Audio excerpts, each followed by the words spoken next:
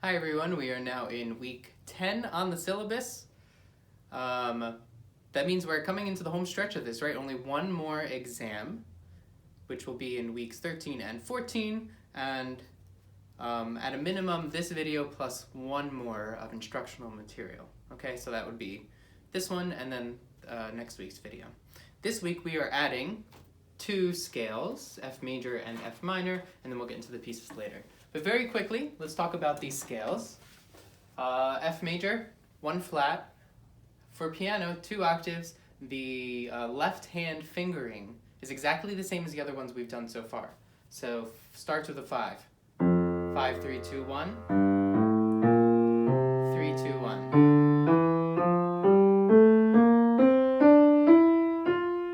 And just like in the other scales, start with your second finger already resting on the B flat. And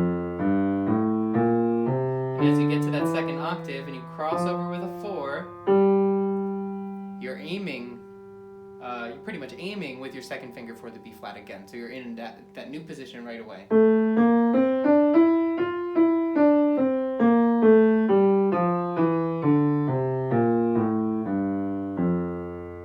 Okay? Before we get to the right hand, just try the minor scale with me. Same fingering, but already there's a change in position at the start, right? Your third finger should be now on A flat. So, the first 5 notes, all you add is an A flat. Then we have the flat 6, D flat.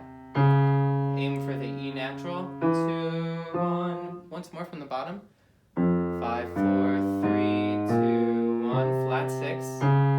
2, 1, 4. Aiming for those black keys. Coming down. Natural. Flat.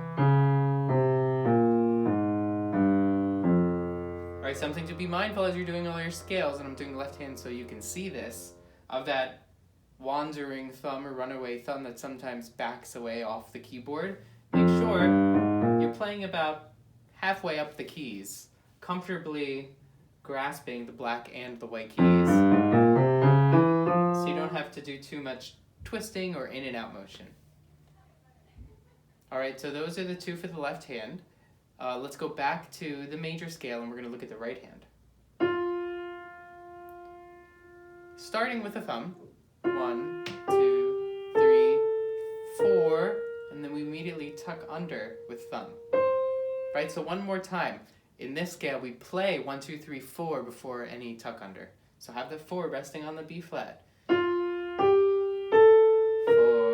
1, 2, 3. Thumb tucks under here. So it's kind of the opposite of all the other scales where we went 1, 2, 3, 1, 2, 3, 4. This is 1, 2, 3, 4. Thumb tucks under 1, 2, 3. And then the thumb tucks under again. Okay, so from the top, one more time. 4, thumb under. 2, 3, thumb under. We continue. 4, under. And we finish with a 4 on the top. So however many octaves you're playing, in this case we're doing 2 octaves, you finish on the top with the 4 before turning around. 4, 3, 2, 1. 4, 3, 2, 1. Crossover with 3. 4. So nothing too crazy, right? We start with thumb and the 4s are just in a slightly different place. Let's turn that into a minor now. Same thing, 1, 2, 3, 4, and then the thumb's going to tuck under. And now we have our 3 also set up on a black key. Thumb under. Flat 6. 3. Thumb under. So in that one octave we ended on 1 again. Ready? One more time from the beginning. Thumb under. 2 right there on the black key. 3 reaches for the augmented second. Thumb tucks under. And go for the second octave. And we come down. 4 crosses over. 3 crosses over in the middle. And now 4. So there it is, again, the minor chord progression. omits that extra chord, the 2 chord in it, right? So we just have 1, 6, 4, 1, 5, 1. And the major progression, we do have it, right? 6, 4, 2, 1, 5, 1. After the 2 chord, fingering in the left hand, I'll remind you of this in case you've kind of strayed and started doing something different.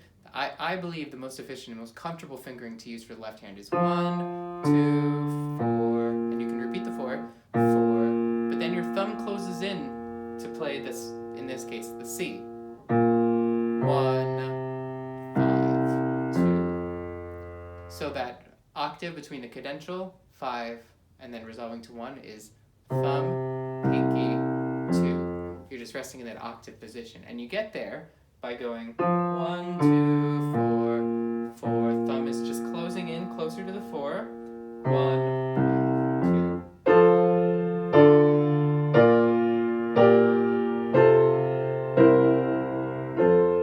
And that works in the minor as well, of course.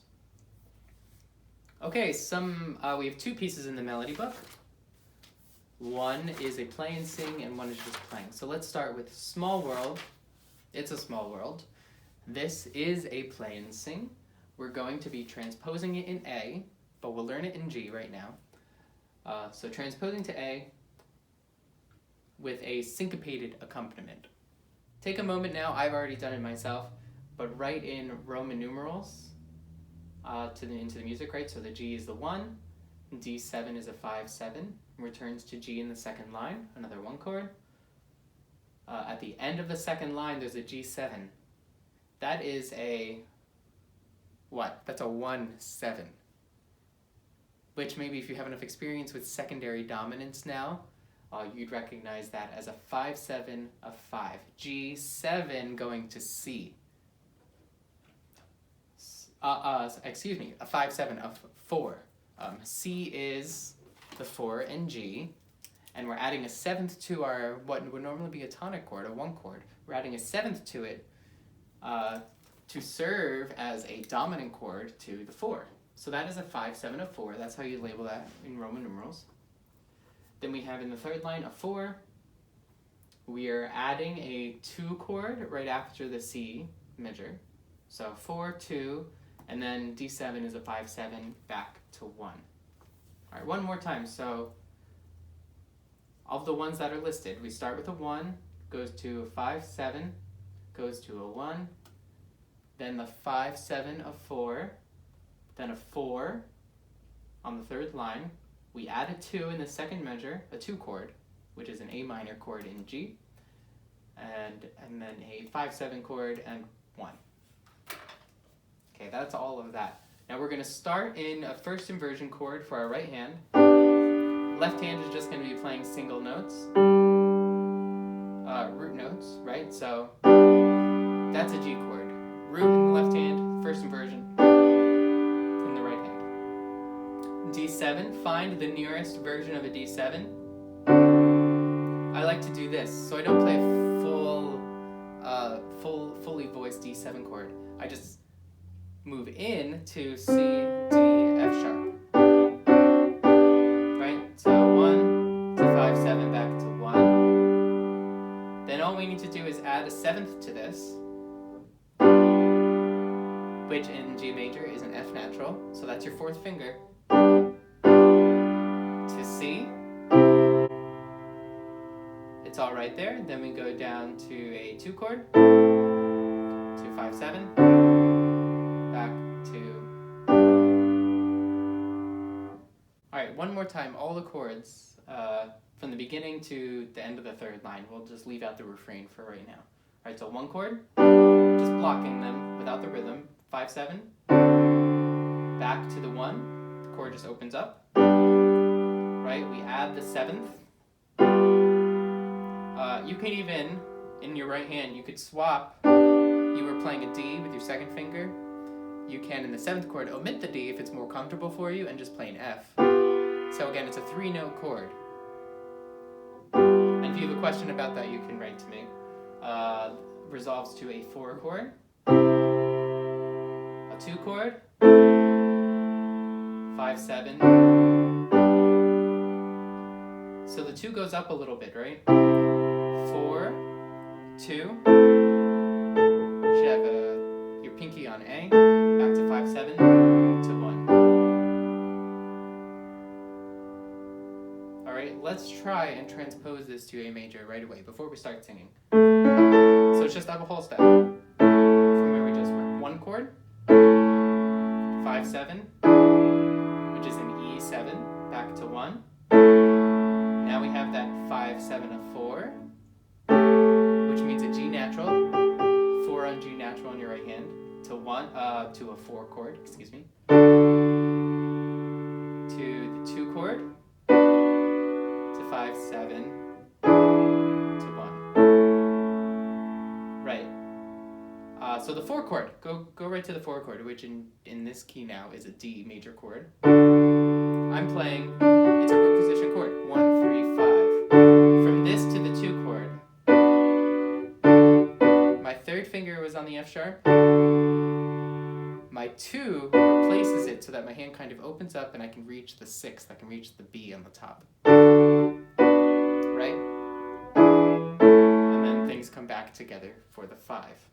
Try it now with the syncopated pattern. Let's just start. This is the first full measure, okay? So just ignore the pickup for right now.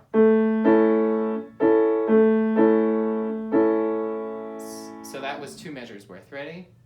1, 2, from the top. 5/7 chord. It's all tough hopes. We're on the 2nd line, back to a 1 chord. 1, 2, 1. Here's the 5/7 of 4. 2, 4. 2 chord. 5/7.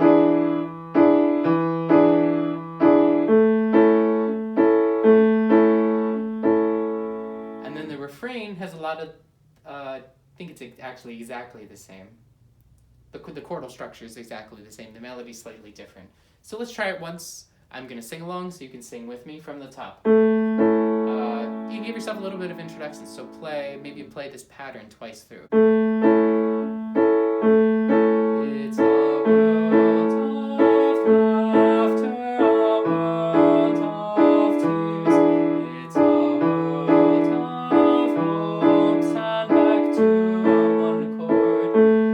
There's so much that we 5/7 of 4 that it's time we're aware. It's a small world after all. Keep going.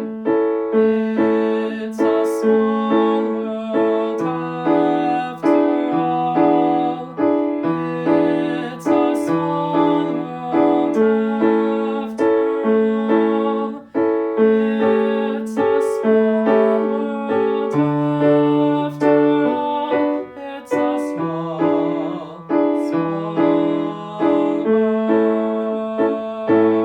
world. Some kind of ending for yourself.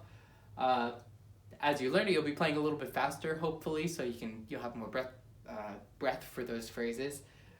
In the refrain, it gets a little high too, so you might drop your voice down the octave. Don't affect what you do playing-wise, but be prepared to maybe do something like, here's the refrain. We start on Do. It's a small world after all. It's a small world after all. It's a small world after all.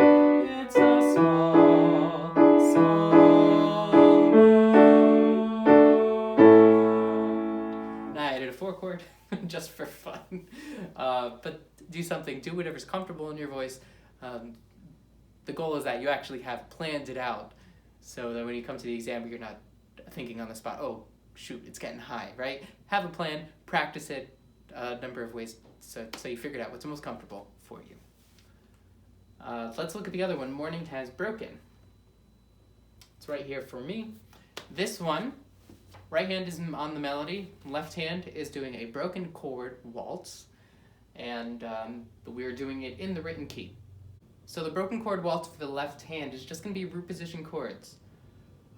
First we have a C major chord, then we have a D minor, the one in the parentheses, then we have a G to F to C. So this one does have a lot of hopping around in the left hand, which we often like to avoid, but it really works nicely as an accompaniment for this song. Okay, so then you have a C at the end of the first system. Next line, E minor, the chord in parentheses, A minor, back to C, to G, to C, to F, to C, to A minor, to G. So there we did the chord outside of the parentheses, we did the G chord, back to C, to F, G, C. Now play around with it in terms of, are you going up from the original C chord or down to it? You probably noticed I went up occasionally, I went down some other times.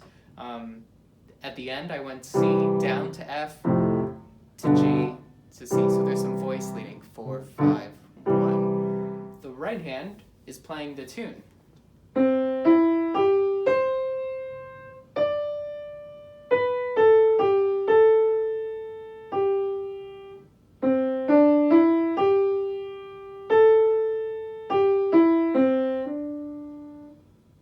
Okay, couple of ideas for fingering. There's 5 and then 5 written for me in the first measure here. So the arpeggio is just 1, 2, 3, 5. And then you can lift to play the next 5. That's a good starting place, but I want to offer something kind of advanced, pianistic technique, is to do something called a finger substitution. So you go 1, 2, 3, 5. While your 5's resting there, the 4 replaces it. Right? So the 4 takes over so that the 5 can be freed to play the D. 1, 2, 3, 5, replaced by 4, 5, and in rhythm, you have that much time to do it. You can even think sort of play, replace in quarter note time.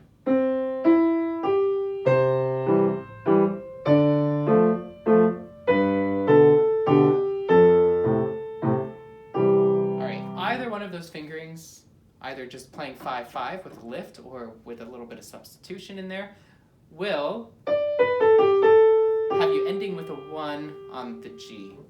And you might just put a 1 in there for practice purposes, so you can start in the middle of the line, right? Then we just hop back down. 1. If you want to do this all in one position, you can easily just go 1, 2, 3, 4, 5, 4, 2, 1, 2. Right? Kind of have that all outlining a tonic C major chord, 1, 2, 4. You could incorporate that finger substitution again and go 1, 2, 3, 5, 4. 1, 2, 3, 5. Replace with a 4. 5, 4, 2, 1. So hopefully me singing along you can catch all that. Then there's a 2 suggested here, and I like this. You're in a 1-6, a C6 position, right? First inversion. So that plays through the F chord, that's great. A couple of options there. You end on a 3 on the A. So write that in with me, the last measure of the second line. Write a 3 on the A. That's where we finish. You can just lift your hand and play a 5. 5, 3, 1, 1, 2. Or you could do a crossover, 2, 1, 2, and then play a 1 there. Bunch of options.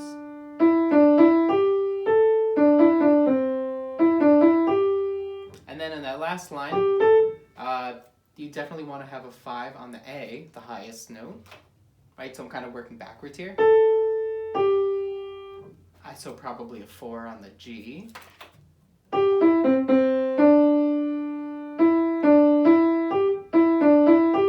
For me, I do a 3 on the E, 3, 1, 2, 4, 5, 1, 3, 2, 1. So I'm kind of playing around with swapping the 1, 2, and 3 in there. Again, let's do second line, pick up to the last measure, where the 2 is written in. I have 2, 1, 2, 5, 3, maybe a lift, 5, 3, 1, 1, 2, play it as it comes, 3, then I bring the thumb up, 1, 2, 4, 5, 1, bring the 3 down, 3, 2, 1. So I have this sort of just closing of the hand motion, but it's only between 1 and 3, right? Closing so that I can then stretch my hand a little further, and then on the way down, so I can go this way. All right, all together, I'm gonna play it all the way through. Again, it's just playing, you don't have to sing. So you, at a nice comfortable tempo, so that you can play one hand or the other with me as we go. All right, from the top.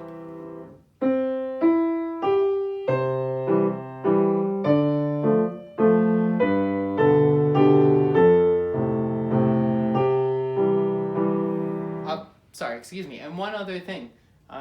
Pedal is okay, but make sure it's clean and that you change it, clear the pedal and repress it harmonically. So if there's a change of chord, we don't want that chord to carry over into the next chord. So just be changing the pedal cleanly. You can also play the C major chord in your left hand with the pickup, or you can wait to the downbeat as I just did. All right, from the top, and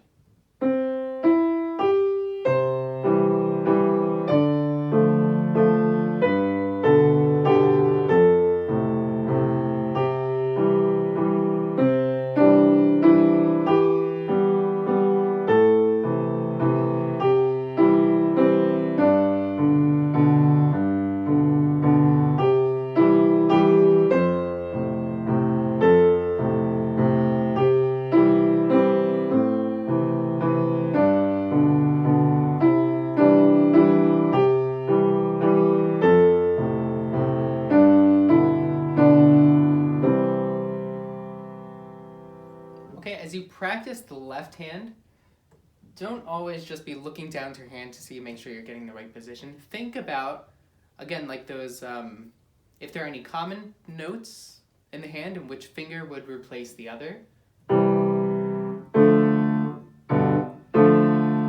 Say, for instance, the D minor chord to the G major chord in the first line. C goes up to D, that one's easy. But if you want to go down for a G major chord after the D minor, the D is common to them both. So that the pinky's on the D right now, that gets replaced by the thumb. You see I hang on to the pinky just a little bit longer than the other notes. So it's still hanging there sort of while I shift my hand. So I know that's where my thumb is going, and then it's there. Same thing, the F going up to the C. The C is common between both of them. All right, so think which note stays common and what finger will we be replacing the previous finger. Okay, in the Alfred now, page 243 is our first one, and page 254. They're right next to each other for me. This is a C major waltz. It has a little bit of moving around on the left hand again, but I encourage you to practice this with blocked chords. So instead of right away going and playing these repeated or these moving eighth notes, just play a blocked chord.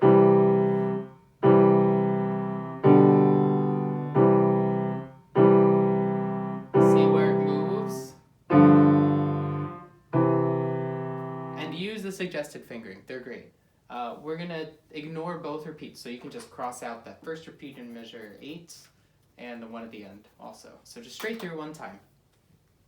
Play with me measure 7, set up that 5-7 chord. 5, 2, 1, resolves 2, 2, 4. Your hand should be ready to play the next chord.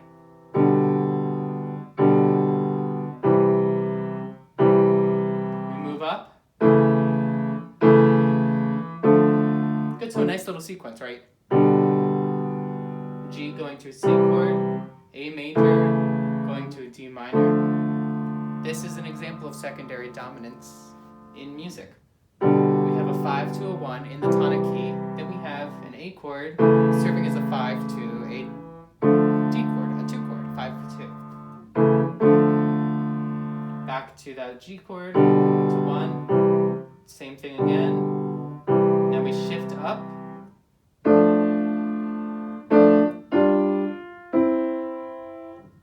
When you shift up there, I'm thinking about my thumb. The thumb that was on the C chord, measure 20, 4, 2, 1. The 5 and the 3 are going to go around that G. See that?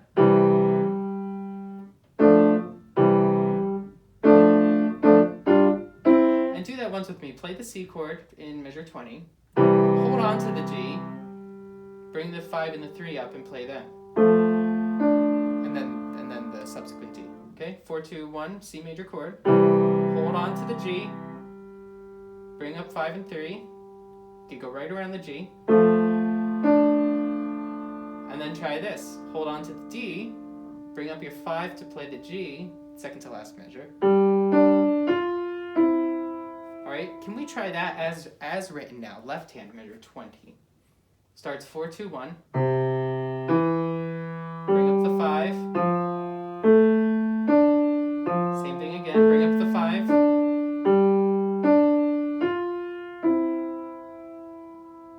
So we're just kind of moving one step closer to the new position each time. One more time. Measure 20 at that tempo. 1. These are eighth notes. Bring up the 5 and the 3.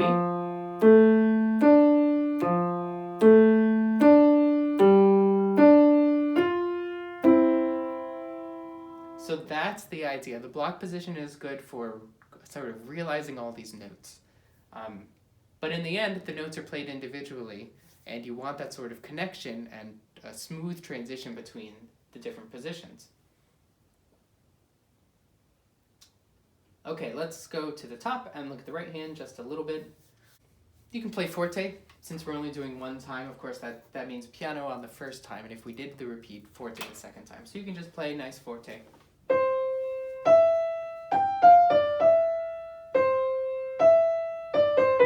Again, just a simple closing of the hand for the second phrase. What did you end on?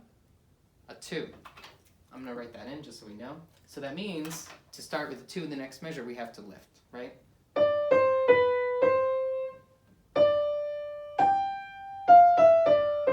Simple enough, a sequence now. Closing of the hand. Crossing over.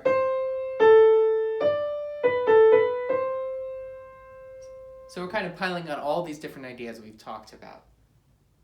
There's lifting of a position, there's the closing of the hand to arrive at a new position, and then the hand just relaxes into that new position, and we have a crossing over in the last line. 4, 3, 2, 4, 3, 2, 3, 1, 2 crosses over. 2, 5, 3, 2, 3, 4, probably end with a 4. This is a vivace, so we should sort of at least be feeling each beat, each measure as one beat. So try to eventually get to a tempo where you're not feeling every single eighth note. But we can practice this. That's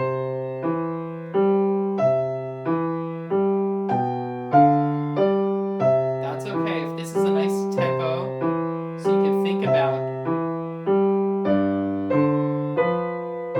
really think about each event, closing up the hand, connecting a chord, the new position with your left hand, all of those things. Bum, bum, ba, da, da, dum. I think this would be a great tempo to end up at. A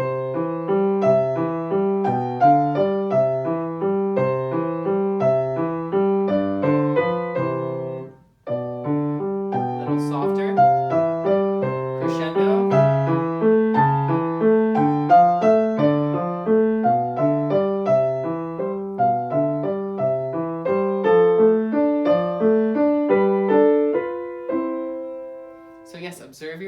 dynamics, and that tempo is probably a little quick to be doing in your first week of learning this perhaps. But practice slowly those connections we made between the positions with the left hand.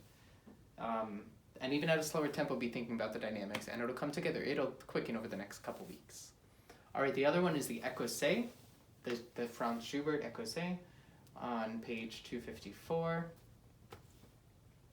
This is an allegretto, and it's in 2/4. So this one, we can actually feel quarter note beats. If it were allegro, maybe I would say think more in 1, but it's an allegretto, which is a little slower than allegro, right?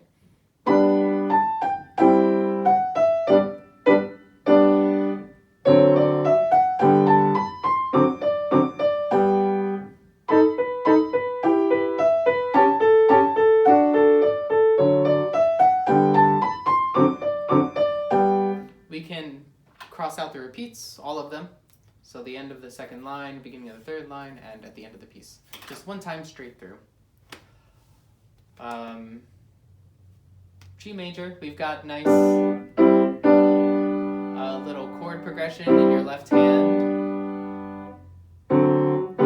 Apply all the things we talked about finding the new position. You know, is there a common note? If there isn't, is there something nearby where you can be thinking those notes are going to surround it or be near the note where my pinky just was, something like that, right? Note that in measure 9, the left hand is now in treble clef, so it's up here, not down here. So that is a D sharp and an A.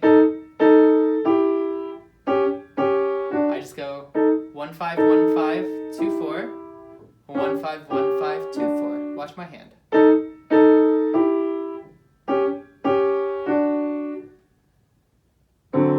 Back in bass clef. You might circle that at the end of the third line.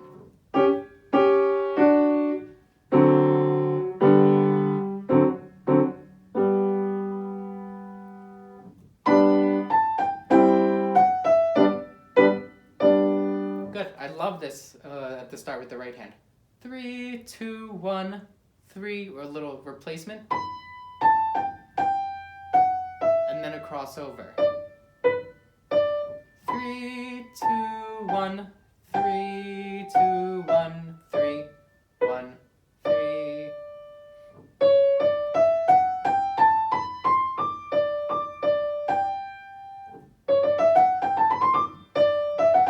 If you were to start just on the D there in measure 5,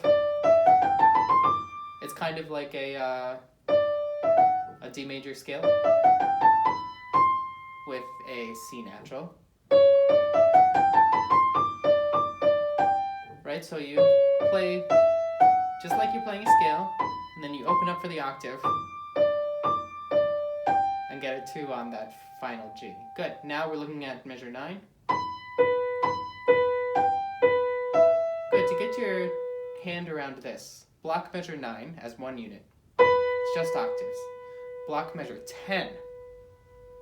All of the different notes, block them all together. We have an E minor chord, right? So it goes from the octave to 4, 2, 1, E minor chord. And then A's to the next measure, a D major chord. Once again, measure 9, measure 10, measure 11, measure 12.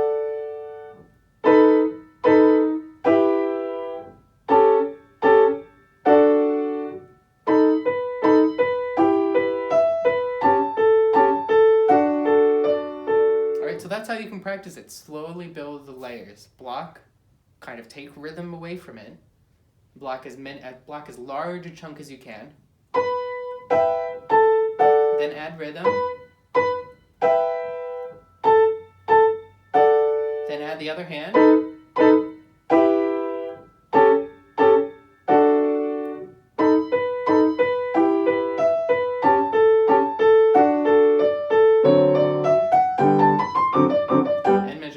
That line is exactly the same as the second line. So block things and slowly build the layers of rhythm and melody as you become more comfortable with it. Lastly, we are looking at for the next 4 measures of My Country 'Tis of Thee, America. So pull that out. We worked on measures 1 through 6 last time. Now we're looking at 7 through 10. So this starts at the end of the first line.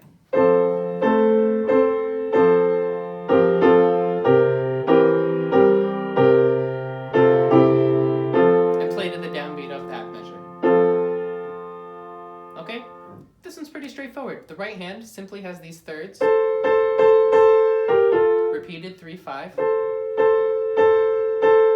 2/4, 1/3, just falls right down the hand. And then on that one, 2/4, 2/4, 1/3, and then you're just going to repeat the thumb. So the thumb has to lift between the last 2/3, and then goes back to play the F, the third with the F and the A.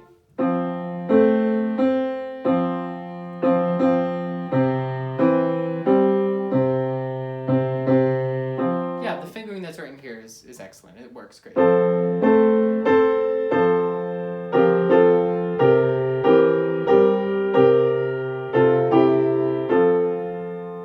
Remember, we're looking at the SATB version, the top set of staves, not the piano version with all those octaves down there. We're looking at the top set of staves. Pedaling. You want to pedal each chord.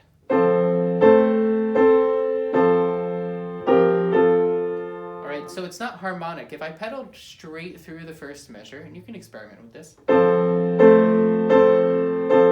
right? Those bass notes just sustain through it, so we don't hear.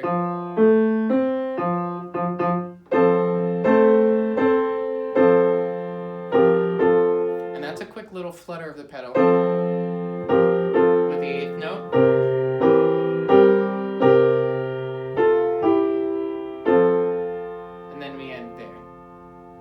That's all there is to it. Why don't we just play? I'll give you a little practice track to work with. I'll play from the beginning until there. Ready? 1, 2, 3.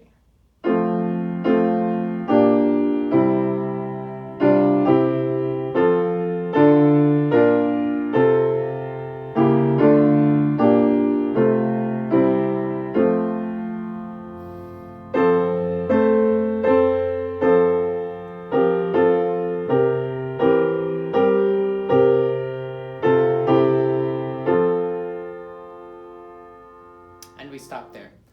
Just for fun, I'm going to start right there, right where we finished, and I'll give you the last 4 measures. So if you're feeling really good about the rest and just want to get a head start over the summer or something, here's the next couple measures. So starting right where we left off, 1, 2, 3.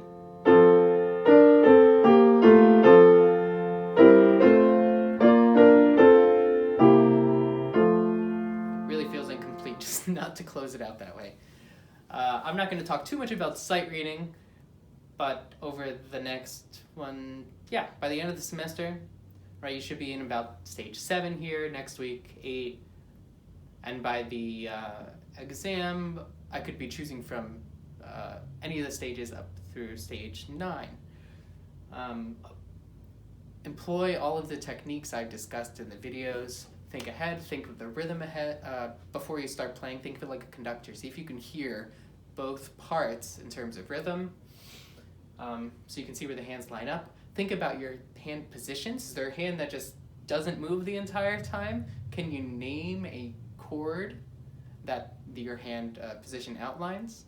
All of these things, bring them to your sight reading. If you have any questions at all, or just want to have a little practice session with me during office hours, please do sign up for those times. I have a lot of availability, and of course I'm available to answer any other questions outside of class time as well. All right, have a good week, everybody. Happy practicing.